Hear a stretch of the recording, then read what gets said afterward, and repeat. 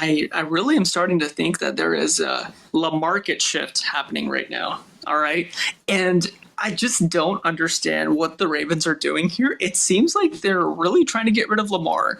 I I mean, this is unheard of to see this. If they want 2 first round picks, there are going to be a lot of suitors lining up. I mean, I think this is something that the Atlanta Falcons are definitely going to make a play on. Yeah, I would agree with you on that, man. Like, I don't really have a strong take on it either way, in the sense of I'm not sure how to read this. I'm not sure if they're really trying to hold on to him and scare teams off, or if they're really just trying to, bait some team into accepting him on a high contract. I don't understand what the thought process here is. You can definitely control your own narrative in the offseason by either franchising him outright or being able to get that extension done.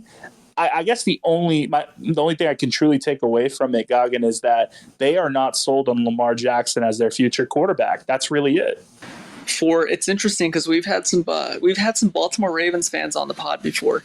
This seems to be a very popular opinion among Ravens fans, and I've seen it on the internet. I mean, I was in denial about it for a while, but I started to see it. What are the Ravens, the team themselves, the management team, what are they seeing about Lamar? Is it the injuries? Is it his inability to throw properly? Like, what do you think it is? I don't know, because I've seen improvement every single year I've watched him, and obviously I'm not there, in the weight room, watching him at practice. I don't see these things. I just can only say that, look, he's improved every year as a passer. His mobility is still there. He hasn't lost a step. And you've been a consistently winning team with him at the helm. So I'm not really understanding what the Ravens are thinking here. I will give them credit as an organization, though. They are always one step ahead of getting rid of quarterbacks and always getting they're never in rebuild. Let's honestly say that. Look at the Ravens in our entire adult lifetime. They've never been in a rebuild. The reason for that is the simple fact that they are able to come in, acknowledge where the issue is, move on from it, and draft very well. So maybe they just say, look, if we do the salary cap, we know we'll be a middle of the pack team.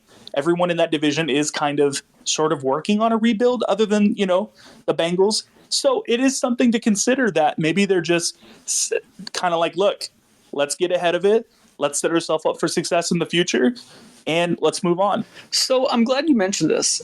My take is this. Let's rewind the button. How and when did the Ravens win their first Super Bowl in the 2000s, right? With Ray Lewis, the great defense. They won with Dilfer that 2000 season. All right, so they've done it before. I believe that it's a culture, it's a mindset, and I think it's from the top down in Baltimore. And then what we watched them win. They beat San Fran in the Har Bowl.